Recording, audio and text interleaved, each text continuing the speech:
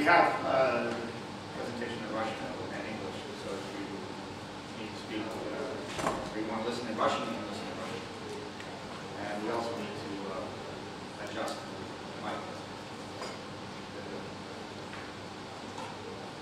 Okay. Well, anyway, sorry for the strange noise in the background, but can somebody adjust the mic? Test. Good, okay. So I'd like to welcome you this morning to this session on disaster recovery in Tajikistan. My name is Kelly. I'm a consultant with the UNDP Disaster Risk Management Program at UNDP Tajikistan. And right now I'm working on a project that's looking at how to reinforce the development capacity in Tajikistan to deal with post-disaster recovery. Now I expect some of you have already been dealing with recovery programs and recovery projects. So some of the presentation this morning might be something you're familiar with. At the same time, we're trying to introduce some new ideas and new approaches to recovery planning. So the purpose of the presentation today, as I just mentioned briefly, is to share some of the information about what we've been doing with REACT and with the government on recovery planning in Tajikistan. One important point to recognize at this point is that a lot of attention is paid to disaster relief planning, to say the immediate emergency activities after a disaster. But those activities usually only go on for 1 or 2 weeks. So even within the first week or two after disaster, recovery activities need to start. What we found from experience, and I'll talk a bit more about this later, is that there's often a long delay in planning and implementing recovery. And the result is that people are suffering and there's more hardship on the part of the disaster survivors than necessary. We'll discuss a little bit about how recovery relates to disaster relief and to normal development. And we'll identify some areas where we're doing some activities and where there's further information might be available. Now in the picture here you can see over my shoulder some of the aspects of recovery. First of all, the gentleman in the top picture there in the back with his hand to his head thinking, what the heck am I supposed to be doing? Recovery can be quite perplexing, particularly in the middle of a disaster. Point being that you should plan for recovery ahead of the disaster rather than going, oh my gosh, what am I doing now? The second point is that recovery does involve a lot of things like building buildings, and as in the third picture, reinforcing embankments and things like that. But it also involves a lot of social and health aspects, psychological aspects, social aspects, reestablishing livelihoods, helping people restart their businesses, restarting schools, a lot of other things. So it's a lot more than just the building of buildings. If it were the building of buildings, it would be very easy. What we find is that the building of buildings is where everybody puts their attention. And the other side, the soft side of recovery, doesn't get a lot of attention. And that's something that UNDP is concerned about and has been focusing on. Okay. The other point I want to make is that in terms of the picture, the bottom picture on the right, recovery provides an opportunity for disaster risk reduction or disaster risk management activities. So as you can see here, this is from Kuda. They're reinforcing the embankment, they're building a better embankment to protect the area. Next one. So what is disaster recovery? Well, its purpose is to enable affected populations to return to what's normal as quickly as possible. Now in reality, if you've been affected by a flood or an earthquake, things will never be the same as they were before the disaster. But what we want to do is get back to what people feel comfortable with, something that feels comfortable as a normal situation.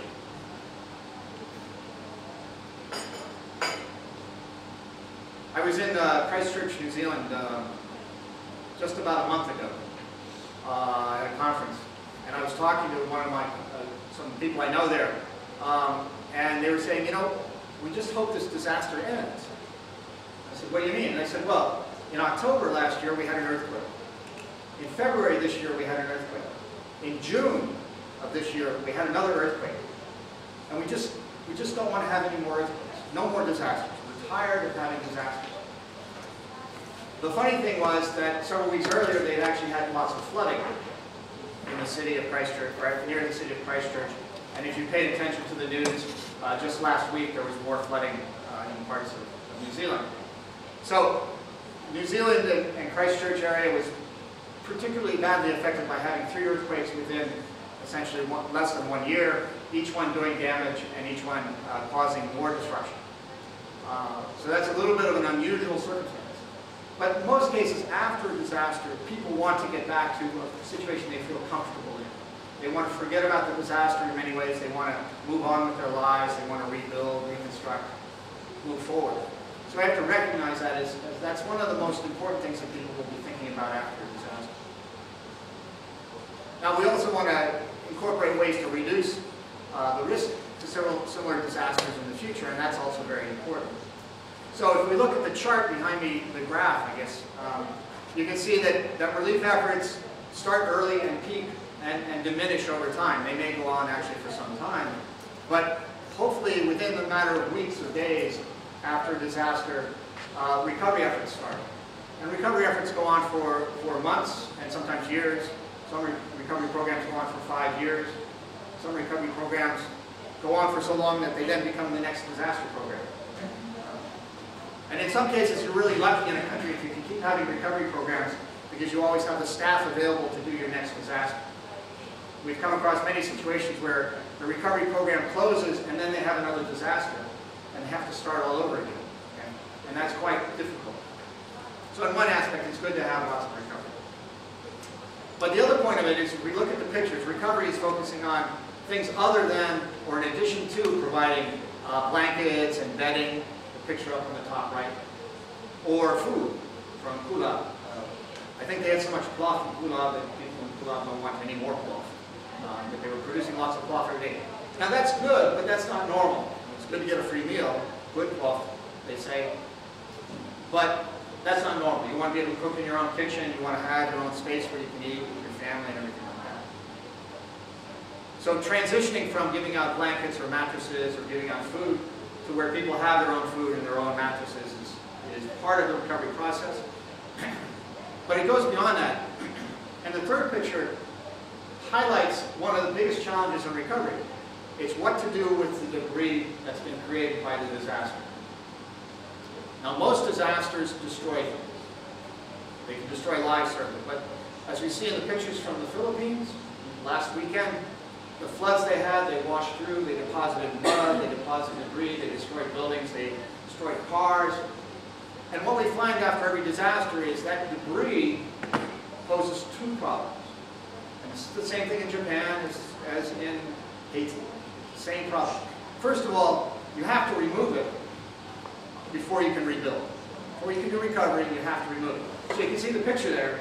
All that rock, and that's about over 1 meter deep, I think, has to be removed. Otherwise, you can't start your recovery process. You can also see that people have been recovering things from their houses, and they're drying their blankets and their carpets and their clothes. So they're starting to recover, but until you remove that debris, you can't do recovery. The second issue is that where you put the debris and what you do with it will really define the nature of your recovery and what will happen in the future. For instance, in many cases, they've taken the debris and dumped it in places that were over here. Over here was actually where the floodwater went. So when the flood comes the next time, it floods again because they blocked the drainages. Or they take and dump it in places like the coast where it damages the ecosystems, it damages the fishing stocks. Or they just dump it in somebody else's land, so it just sits there for years. Now, of course, you know, in Haiti, still several years after the disaster, they have not collected and disposed of all of the debris. Now, the rocks are easy. You can actually use that for reconstruction. But then you have the houses, you have the televisions, you have the computers, you have all those other things that people had in their houses that they can't use anymore. And what do you do with them? Now, one computer is not dangerous, but if you have 100 computers or 100 televisions or 100 refrigerators, there are hazardous waste, okay, because they have hazardous materials in them. If you dump them in the river, then the people in Afghanistan will end up with the hazardous waste. They need to think about these things. The other thing is that the debris from the disaster oftentimes can be used for reconstruction. So the rocks and the stone here can actually be used to make gravel, or to build roads, or to build embankments, or even to build buildings. the house, the roof from the house can be taken off and the wood can be recycled. Now what does that do? Two very important things. One is it uses available resources. You don't have to go out and buy these things. You don't have to go out and deliver them. They're right there to start the recovery process. The second point is that it reduces the cost of recovery. So if you take everything that's damaged and throw it away and buy everything new, it's very nice, but it's going to cost you a lot more if you can recycle or reuse. So from an environmental perspective, good debris management is good, but from a disaster recovery perspective, good debris management is also very good. Then down at the lower picture, I want to highlight the reconstruction process, the building of houses. Tajikistan has actually done very well with the disasters we've had recently. In a matter of 6 months, we've been able to rebuild housing for people. In other countries, it takes months, years, decades. I was in Chile after the earthquake this year. It was after the earthquake. I was there this year. Anyway, and we were driving down a road in one of the areas that was badly affected by the earthquake, and we were talking about housing. And one of my Chilean colleagues said, "You see those houses over there?" I said, "Yeah. It's a nice neighborhood. Houses have been fixed up and built and everything." They said those were the victims of the earthquake in 1961. They got temporary housing, and they've been living in temporary housing ever since. Now the good thing is that in Chile they have a government program, and they have the wealth to rehabilitate and to upgrade settlements. So it's a national program, so that's what had been happening here. That's why it looked like a normal place. They had water, they had electricity, they had a sewage system, they had paved roads and everything. But the site started out originally as a temporary housing site for earthquake victims in 1961. That's almost older than I am. So that's one of the things we need to keep in mind is it's not just building a building is good, but if you have to build 600 houses, which Tajikistan has done very well at, well, think if you have to build 5,000 houses. And that's in the realm of possibility in Tajikistan. If there an earthquake occurs or a very severe flood occurs in certain areas, you may have that many houses to build. If you need to build that many houses, it will take several years. It will take lots of money. And it's better if you plan in advance. Next slide, please.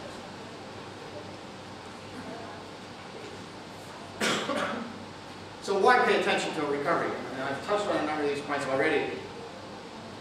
But if you have slow or in some cases no recovery, the hardship, the human suffering increases. You can imagine, think of the situation, an earthquake in Badakhshan, Afghanistan, in the mid-80s, in February. The first relief reached, it's in January, and the first relief reached people in February. Okay? The reconstruction really never got started. There are many reasons for that, one of which was a conflict, but also because it was a very isolated area. So the people there continued to suffer because we couldn't do recovery. If we could have been able to get into the areas, then we could have done a better job of recovering and rebuilding safely. Recovery, poor recovery or slow recovery slows development. Why is that happening? Well, first of all, if recovery doesn't run well, then all the development people end up trying to fix it. Okay? Second of all, if a recovery project doesn't do recovery well, builds houses in the wrong place, then the development project has to come in and fix it. If the recovery builds the roads the wrong way, bridges are too small, then the development projects have to come in and fix it. So development projects will often end up fixing bad recovery. On the other hand, sometimes bad recovery never gets fixed. I can show you stories and pictures even of housing that's been built in Aceh in Indonesia, in Central America, after different floods, different events, that's never been occupied because it was in the wrong place. It was built the wrong way. It wasn't, the right kind of houses weren't built. So these things are very important. And then slow recovery harms the overall development of the country, of course. If everybody's paying attention to poor recovery or slow recovery or recovery problems, lack of planning, then the government officials can't pay attention to the other things that they need to do and other people can't do. So of course, poor recovery contributes to future disasters. Rebuilding housing for flood victims in a place that's going to flood means they will be future disaster victims. Tajikistan has been trying to avoid that, I have to say. That's very good. However, well-done recovery can reduce the likelihood of future disasters. Buildings that are seismically safe, buildings that are in the right place, schools that are built properly or rehabilitated, and things like that. So here we see some examples. Of course, the feeding in Kulab More pluff, pluff, pluff, pluff. Very good. But how long could that be sustained? So the sooner you get people back into their own houses, or into temporary houses, then this effort of relief can be diminished and those resources can go to recovery. Because essentially, the more you do for feeding, the less recovery you're paying for. Okay. Second, this bridge that was, I think this is in Mundabad, a bridge that washed out. How do you rebuild that bridge so that it's not going to wash out the next time? Somebody may come in and say, we're going to just build a stronger bridge. But Mother Nature is very strong. We have to think about how we do recovery. Maybe we have to build things differently so that we don't have those impacts. Now, the third picture is a good example of the recovery process, building housing, and I think this was a good example in Kulab of the government, I believe it's Kulab or it's Khorasan. It's Kulab. The government coming together and getting lots of resources marshaled, which is an excellent thing, to talk about and plan the recovery process. But I want to highlight one unfortunate situation. While they built latrines, and I think that building on the bottom picture is a latrine, or so I've been told, they didn't get the water supply put in for several months, or quite a number of months.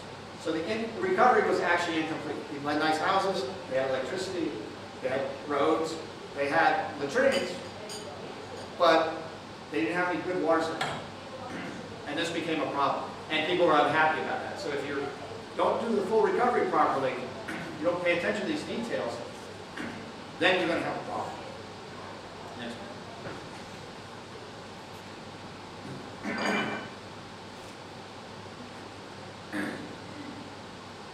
So let me talk about some of our recent recovery challenges in Pakistan. We had flooding in 2010 and 2011. And the flooding, actually the storms that affected Pakistan in 2010 also affected Badakhshan. And there was flooding in Badakhshan, but it was so isolated. It was only later that we found out there was a serious problem. But the flooding in these cases in Pakistan in both years was so large that it affected millions of people. And in one case that I was involved in, they estimated there were 100,000 people, 100,000 families that needed housing. And the donors had money for 10,000. Okay? So what happens? It's a big challenge for recovery. Who pays for the other 90,000?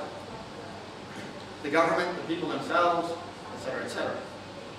Another issue in Pakistan, which is a common issue, but that you don't have too much of a problem with in Tajikistan, was where do you build the housing? Because in Pakistan, land ownership is very elaborate, and basically all the land is controlled by somebody. So everybody has landowners. So you have a situation where agricultural workers live on land and they build a house, but they don't own the land. And at any moment they could be thrown off. What was happening was people were saying, you could wash off the land by the flood, you can't come back. I'm going to use this land for something else. So it created a lot of social upheaval, a lot of social tension within the country. So the recovery program in Pakistan, on that issue alone, had to spend a lot of effort to try to figure out how to come up with a solution for that. Because if they can't solve it, then they're going to end up with a very big social problem in the country. So they're continuing to try to do that, but one of the problems they face is that it's such a complicated problem that it's very hard for the donors to identify how they're going to solve it, and therefore the money doesn't come very easily. So in Pakistan, they've had lots of delays in funding recovery, and they've had floods twice. Now, taking a different perspective, Christchurch earthquakes, as I mentioned, 3 earthquakes within less than a year. The second earthquake was the one that killed most people. 187 people were killed. But all 3 of them damaged things. Now, Christchurch is a city half the size of Bishop. And a very funny thing happened when they had the earthquake. Their sewer system collapsed. And the city is flat. There actually has a nice little river running through the middle of it. And all the sewage went into the river. Well, that wasn't such a bad thing, right? Except the river doesn't drain very fast. But what that means is when you went into your house and flushed the toilet, it might come out of the street, it might come out of the toilet, it might come out of your neighbor's toilet. So they actually had a very peculiar problem that they still haven't solved yet. But they had to go in with thousands of portable toilets to give to people because they couldn't fix the sewage system. Now the irony about this and why this is a little bit funny is that normally it's the water system that collapses. Okay? But in Christchurch the water system survived quite well. But it was the sewer system that collapsed. It was because of the geology and a number of other factors and everything like that. But Now when they rebuild the city, they're going to pay attention to the sewer system and make it earthquake safe. But the other thing that happened in Christchurch, and this is something we should think about in terms of Tajikistan, not just Dushanbe, but Bhutan or Kulab or any other city that could be affected, was that the second earthquake caused lots of damage to the central businesses. Okay? About, let's say, 1 square kilometer, multi-story buildings and everything like that. And it's been closed since the earthquake in February. It's still closed down. Nobody can go in there or do any business. For months, people couldn't go and get their computers or their records or their money. Everything was closed because the buildings were damaged in such a fashion that it was unsafe to go in anymore. And there's one 14-story building, or 12-story building, and you look at it and it looks okay, except you realize it's just leaning a little bit. And there's several buildings like that. And they're having to take down almost all the multi-story buildings in this central part of the city. Now, when we think about recovery, we think, oh, we'll build buildings, we'll do this. No, recovery is recovering the economy. How are you going, let's say there was an earthquake in Bhutan, and a number of the buildings were damaged. The government building was damaged, and a number of the hotels and commercial buildings are damaged. How are you going to keep the economy going? Because essentially when somebody's store is damaged, when the bazaar is damaged, people will go someplace else, and they won't come back until it's rebuilt. How do you deal with those issues? So when we think about recovery, we have to think not only about, oh, there's a building that we have to take down or rubble that we have to remove, but we have to think about restarting and revitalizing the economy.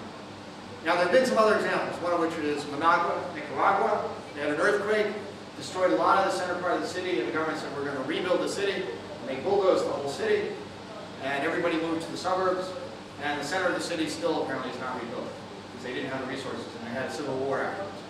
So you have to think about these things ahead of time, because you can totally change the economy of a city and a whole region by what happens during a disaster. We have the case of the Japanese earthquake and tsunami. Of all the people in the world, probably the Japanese are best prepared for dealing with disasters such as an earthquake and, in theory, such as a tsunami. But they still ended up with a major problem with debris, okay, aside from the nuclear problems they had.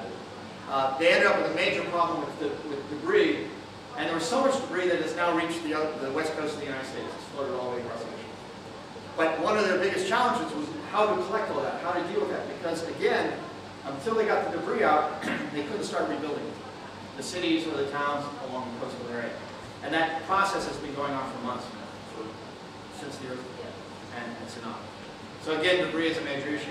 But also, when you think about it, what happened in Japan after the earthquake was that the economy suffered. Factories had to shut down. They didn't have electricity. Their water supplies were cut off. Their transportation networks were cut off. And the world economy started suffering. Spare parts built in Japan weren't available for use in Brazil, or in Germany, or the United States, or in China. So the world economy started being affected by that. Now, we can't say the same thing would be happening in Tajikistan, but let's say you were to have an earthquake that would damage the cotton ginning facilities in February. Ginning your cotton takes place during the spring, so you have seed to plant.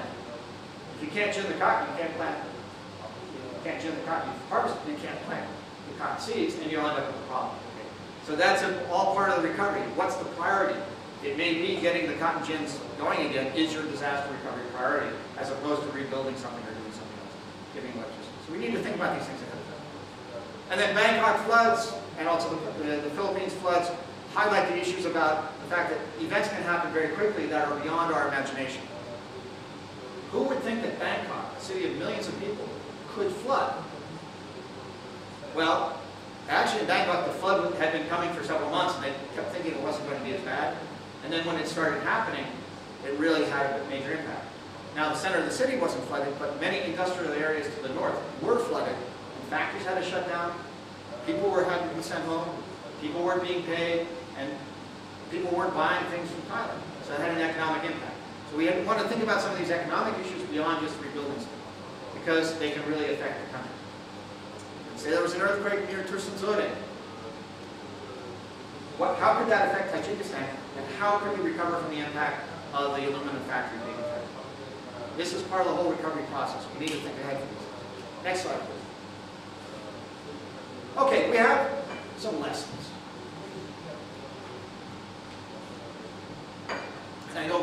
scare you about. So we have some of that. So recovery is complex, it's multi-sectoral, and it's difficult to coordinate. Why? Well, because everybody is trying to do something about something.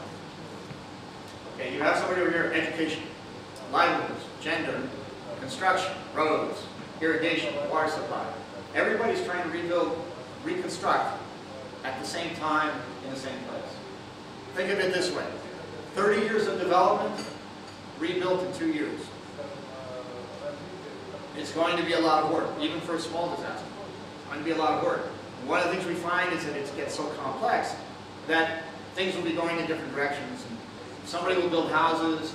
Well, I mean, I have a picture of this. Actually, somebody built houses and then they built an embankment to protect from coastal flooding.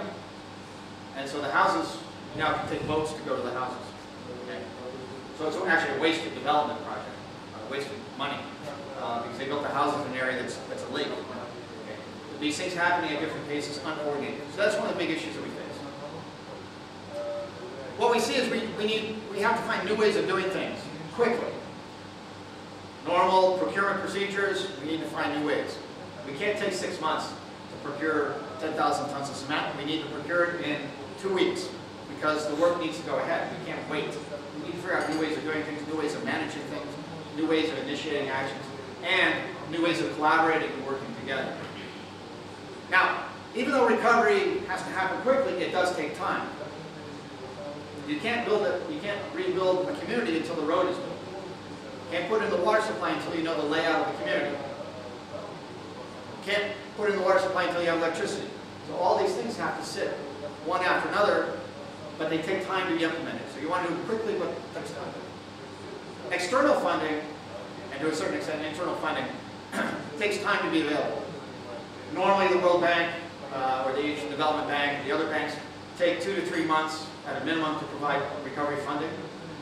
In the interim, the government can fund recovery and they get reimbursed by the banks, but the government has to find that money. Not pay people salary for 2 months or something, or stop all their activities, or do something. But the government has to find the money, and when you have economies and governments that are dependent on taxes and import revenue, and the disaster affects those things, then you're going to end up with a problem. So the recovery plans may be good, but you need to figure out how to find the money. What was that movie? Show me the money. Show me the money. Now, there's one good example of this is in Costa Rica. The World Bank and Costa Rica have come to an agreement which sets aside, I think it's $35 or $40 million of a fund. They've agreed to provide the money, and all Costa Ricans need to do is say, we have a disaster, and they can access that money for recovery immediately. Okay, it's there. But that's an unusual circumstance, partly because of the governance system in Costa Rica and their capacities to do things. So, one point here is that we've learned the hard way is that pre-disaster planning for recovery is very critical. If you don't have a recovery plan before the disaster, it will take you weeks, months, or longer to have a recovery plan after the disaster. And while you're doing that planning, first, the disaster survivors will be doing recovery. They will be recovering themselves, not according to your plan. And second of all, there'll be a lot of pressure to get the recovery started, and it may be poorly planned because it will be planned so quickly. So recovery plans need to be developed quickly, but they need to be done in consultation with the affected populations. Now, the lesson here, of course, is if you don't talk to the people, they may not like what you're doing. They may build nice houses, but they're not where they want the houses. So consultations are not just a one-off meeting, one community meeting. It's a continual process of feedback, because you continually need to adjust your projects to what people feel their needs.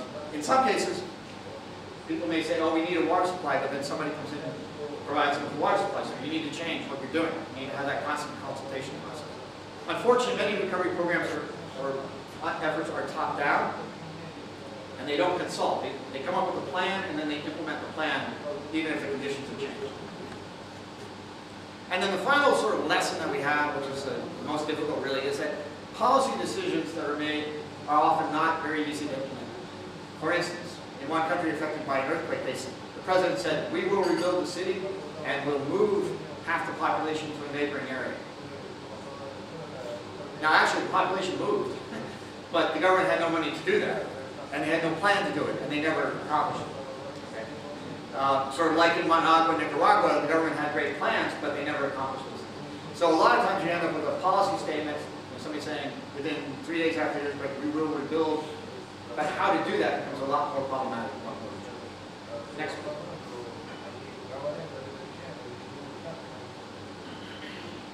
Okay, just to summarize the system we have in Tajikistan, it's managed through the Commission of Emergency Situations, which is a ministerial level commission chaired by the president, or the chairman of the country, the chairman of the government, president of the country. And it has a very clear structure, very clear mandate, very clear responsibilities. Although we're working on trying to figure out whether the word liquidacy in Russian actually means recovery or just relief. Some confusion a little bit there, but we're working on that. That's not a big problem.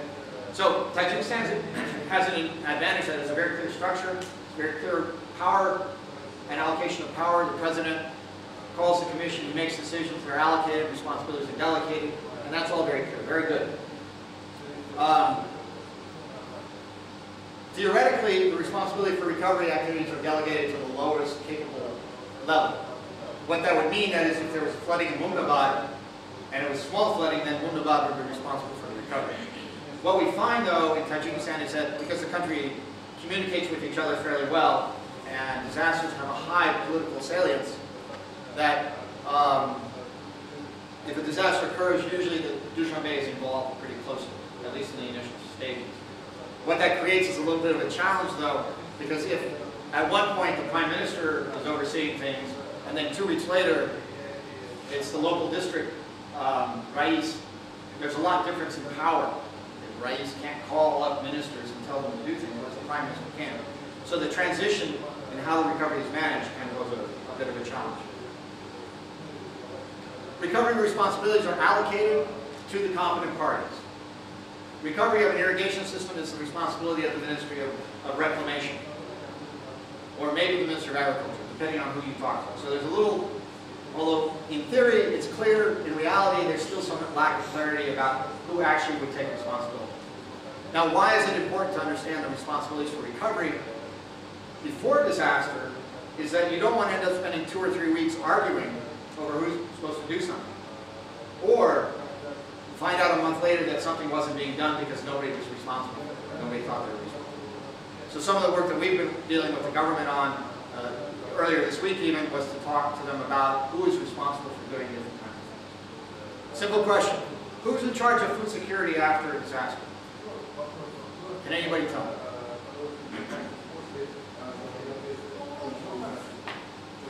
Local hukumat.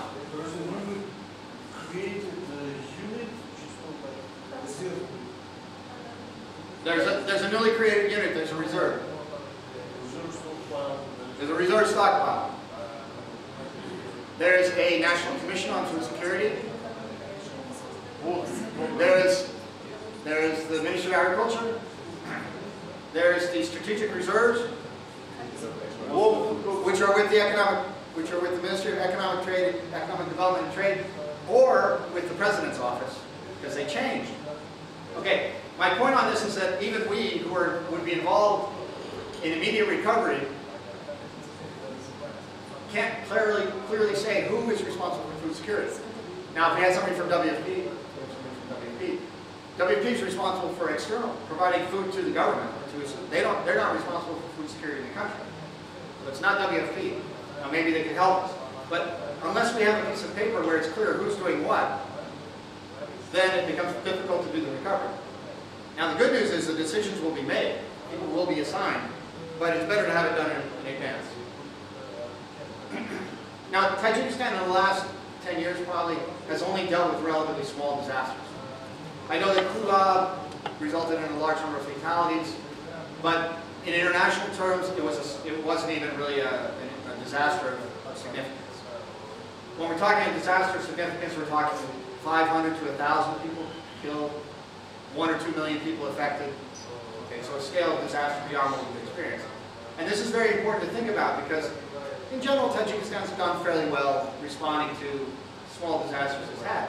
But if we up the scale, we make them bigger, how will the system function? And that's some of what we need to look at.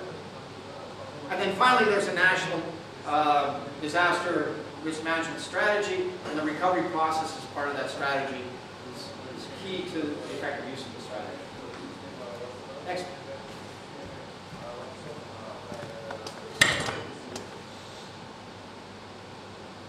So what are we doing? What is UNDP working with REACT and the government doing to try to address some of the strengths and weaknesses that we've been noting?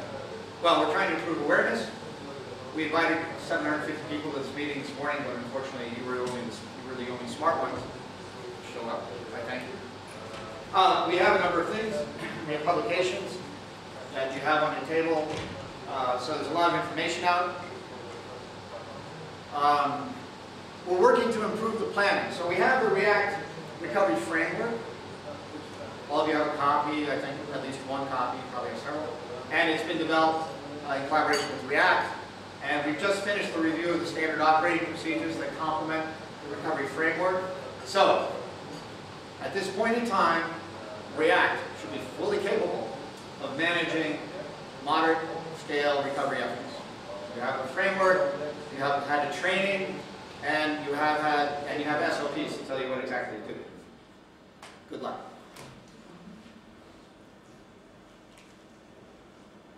So we've been working with the government on developing a similar kind of document. It wouldn't be a framework, it's going to be guidance to clarify and pull together all the different elements that would correspond to a recovery effort by the government. Now, these are not detailed instructions because we expect that every minister, every party is competent. And just earlier this week we had a meeting with a group of experts from the government. Islam was, and Rashid and Anvar were helping us on this, looking at how the government could organize itself after disaster. What is the effective manner of organization?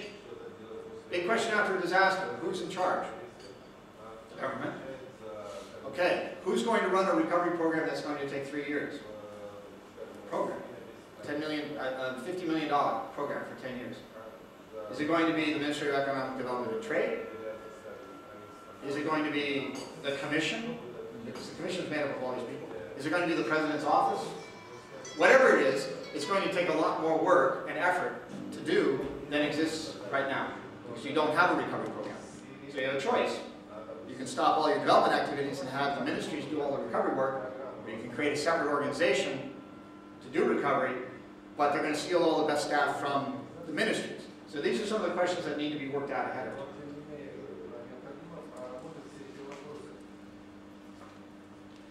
So we've been doing a lot of training. There's training available. I think it's on some of it's on the website, and it's available on demand if you want to have your own training courses on different aspects of recovery. And once we have a government guideline, we'll have a training program developed for use by the government as well. Particularly interested in training people outside of Dushanbe, because the burden of recovery will fall on the people working outside of Dushanbe more than necessarily people in Dushanbe. We've been working with other parts of the UN system within UNDP, looking at how to get money quickly. And we've identified a modality to have a recovery fund for Tajikistan that would allow for very quick disbursement, collection and disbursement of funds. And what we're talking about here are millions of dollars to be available very quickly and set up that mechanism. Now, the reason for having this mechanism is very simple, is that oftentimes it's difficult for donors to give the government money to do recovery. And for one donor, for instance, DFID, giving out $20,000, $100,000 grants to NGOs is a lot more difficult than giving one $10 million allocation to UNDP and then having that managed to UNDP with the NGOs. So we've set up a structure for doing that. Our next step, though, however, is to convince the donors to give the money to the recovery fund. But the mechanisms are in place to do that immediately. We could do that tomorrow. And then we're trying to increase awareness, particularly in the development community. And I'm somewhat saddened to see that we have a lot of the development community here, because when we do recovery, it will not be the disaster people. It will not be those of us who deal with disasters, disaster preparedness. It will be the recovery projects. For instance, a water project, development project that deals with water will be told you now have a development, a recovery component. You now have another $5 million and you will repair the water supply system in these areas in the next 2 months. Okay. That's the only way that managerially it can be easily done. To go out bidding and create new projects, which is too difficult. So the donors will go to existing projects and start giving them more money and telling them to do recovery. So the people who will actually end up doing the recovery are the development people, development projects. And to the extent that they're not aware of that, or not involved in it, they have a problem. Because it's not a yes-no situation. They will be doing it. And some donors, I know, have already started writing into project agreements the provision that what we call the third objective. The third objective is if there's a disaster, you will do recovery. Okay? I'm not going to give you money today, but you have to do that. And actually, they used that very successfully in Haiti. It was a very interesting mechanism used in Haiti by USAID. And it allowed them to use 4 or 5 projects to immediately start doing recovery activities within a matter of days after the disaster. So these are some of the things that are being thought of internationally in our experiences from other places, but we need to think about how it works here in Tajikistan. I also want to point out, and I'm sure all of you have seen this already, here's the recovery review, which is a review of REACT and government recovery efforts after Rosong, Lange, and Pula. The document was done over a year ago now, I think, but it's still a useful document to refer to some of the lessons that we've been trying to incorporate. And we have copies of that as well in Russian, and then the recovery, the framework in Russian and English, if you need copies of that. Good. Oops, I'm sorry, next. So, I would like to ask if there are any questions or comments or suggestions. I very much appreciate the time you've taken to listen to my presentation on recovery and to outline some of the things that we're trying to do in terms of recovery. We're moving forward, as I said, working with the government on helping them strengthen an already fairly decent recovery capacity. But when we think about a disaster affecting 3,000, with 300 people killed or affecting 2 million people, it's going to be quite a challenge for the government to manage that recovery process. And the better we can plan for that kind of situation, the better the recovery will be. Thank you very much. Questions? Suggestions?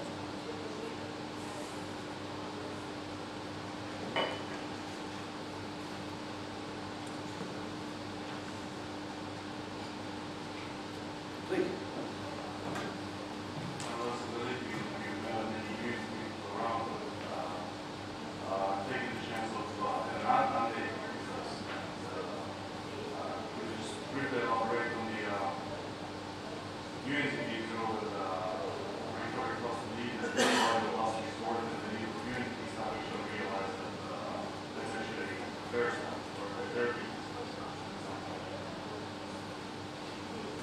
Thank you, Anvar. Yeah,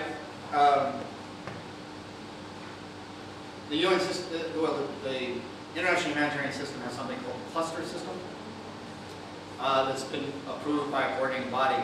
And within the clusters, there's one called early recovery, although we kind of pushed the word early aside because we got confused. And UNDP is the cluster lead, which means they have taken on the responsibility and officially been given responsibility for coordinating recovery activities. The way that recovery is done in countries varies. So in Pakistan, the way it's done is different than in Haiti. In Pakistan, for instance, UNDP issued with the government a recovery program. Okay. Whereas in other countries, UNDP is just coordinating recovery activities, but there's not a separate recovery program done by UNDP on behalf of the government. So the modalities are different, but the reality is that UNDP is responsible for coordinating recovery. So once after disasters occurred, when we get to the recovery phase, then UNDP needs to take charge, is expected, obliged to take charge for the recovery process.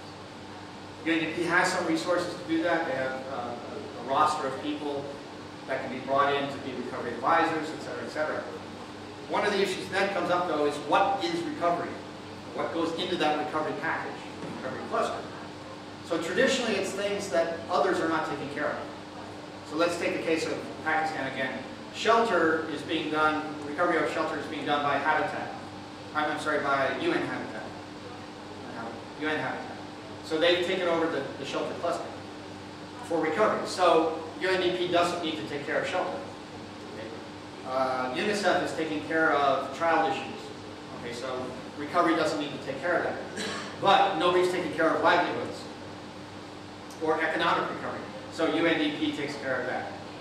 So the situation that we have in Tajikistan is that we have a shelter cluster which is chaired or convened by the International Federation of Red Cross and Red Crescent with the Red Crescent Society of Tajikistan.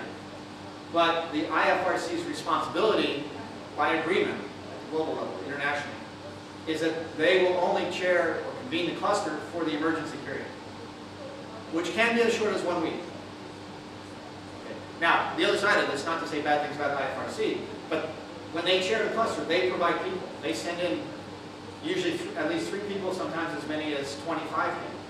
Okay? So when they convene, they pay for it. But because of that, and because of the nature of the federation, they said we're only going to take care of the emergency phase. So the emergency phase can end within a week or 2 weeks or a month. And because of the cost, the federation is very quick to say, we want to be finished. Plus, the federation will not do recovery planning. They focus only on the emergency response. So what we need to find out for is who's going to take over after the federation is no longer active. And the situation is that if nobody takes it over, it becomes part of the overall recovery package. That's UNDP's responsibility. Okay.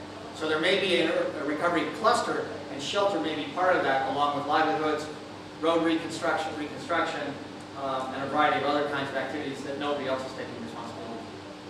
UNDP has resources to support that, but the point is that at the national level, and what Anvar is raising is that at the national level, it may be that CP becomes, or the UNDP engineers become responsible for shelter recovery. And if they're not trained on doing that, if they're not aware of what they're supposed to be doing, then they're going to lose time, and frankly, UNDP will be seriously criticized, as has happened in the past, for not being prepared for taking on these responsibilities. So these responsibilities are something that's been agreed to between the UN agencies and the international donors, and it's something that will happen whether you like it or not. So it's a good point to be prepared for. Any other questions or comments?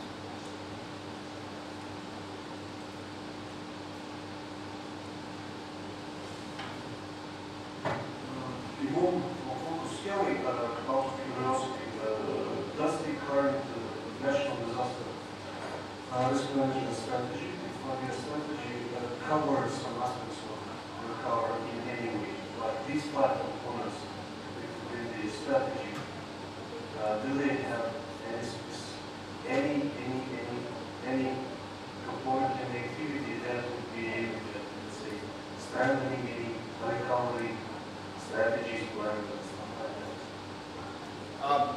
I don't remember exactly all the points of that component as what possible. Thank you. I don't remember all the components either. I know, I've looked at it, I know that there are elements that relate to recovery, and there's an element that requires a national disaster preparedness and response plan. And response, as the word is used in English, would include recovery, planning for recovery. There are different elements of that that contribute to the recovery process. But the national strategy is a document about risk management, okay, in large. It's not about disaster response. So there is an element in there that deals with, that addresses recovery, but it's not a whole section of the document. Of the 5 sections, there's one that deals with disaster management, and recovery is part of that. One of the interesting things here is that Tajikistan is not a country where we need to create a policy and process for recovery. It exists in the National Commission and specific laws. What we're focusing on is trying to ensure that that capacity is adequate for the type of disasters that we can expect. I mean, Tajikistan's been independent for 20 years. It's really not long enough to say that they've had a serious disaster, serious natural disaster. But each year you move forward with the natural hazards that you have, your potential for flooding, potential for earthquakes, potential for dam failures, et cetera, the risk of having a serious disaster that would require a large-scale recovery program increases. Actually, you want to talk to Islam later, maybe he can tell you a little bit more specifically about it, because as I said, I've read the thing many times, but I can't remember exactly. Thanks.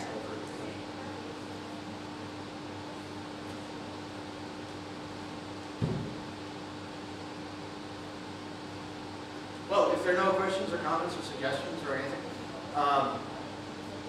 I'd like to thank you for having come this morning, despite the freezing weather and traffic jam. And you have copies of the presentation.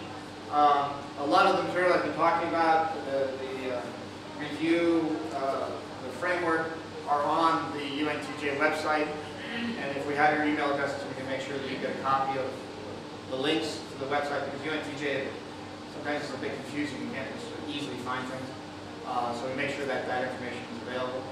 And we're quite willing and interested in coming and speaking to your organizations or to individuals further about what can be done in terms of recovery. We want to pursue this issue of the recovery fund much more directly with potential donors to the fund. And I want to highlight one thing about the fund is that the money would come to UNDP, but UNDP would act as a trustee in managing the fund. It wouldn't just money come to UNDP. UNDP would then set up has a mechanism for then dispersing those funds to NGOs or to other organizations to do recovery projects. But that could be a very important thing to get funding quickly to Tajikistan and get it out to be used relatively rapidly for recovery activities. And also talking a little bit how to integrate recovery into the development program. This is an initiative that UNDP will also be following up on. But as I said before, it is the development people who will be doing the brunt of the recovery effort. And if they're not aware of that, then they need to be brought into the awareness, because otherwise they will spend a lot of time wasting their time and not helping the disaster survivors. Thank you very much. Okay, I guess we're finding where we...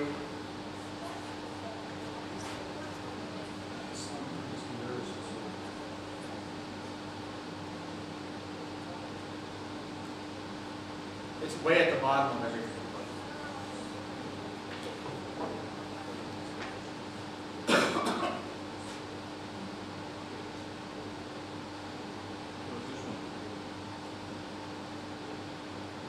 So I want to point out, we have actually training on shelter recovery that was done a couple of years ago that's already been developed. And there's a number of other things that are available. So these training modules that you see right here, are 3 to 4 hour modules that were designed for increasing awareness of people who would be involved in different aspects of recovery. So it talks a little about what is recovery, how to do it, and uses a process to go through the framework to identify how to use the framework to plan and to implement recovery projects. So each of those modules can be taken and self-taught or presented by somebody with fairly limited knowledge about recovery, because there's a trainer's manual with them as well. So this is some of the resources that we've made available, highlighting the fact that organizations themselves need to take on some responsibility for planning for recovery. Good, thank you very much. I hope you have a good day.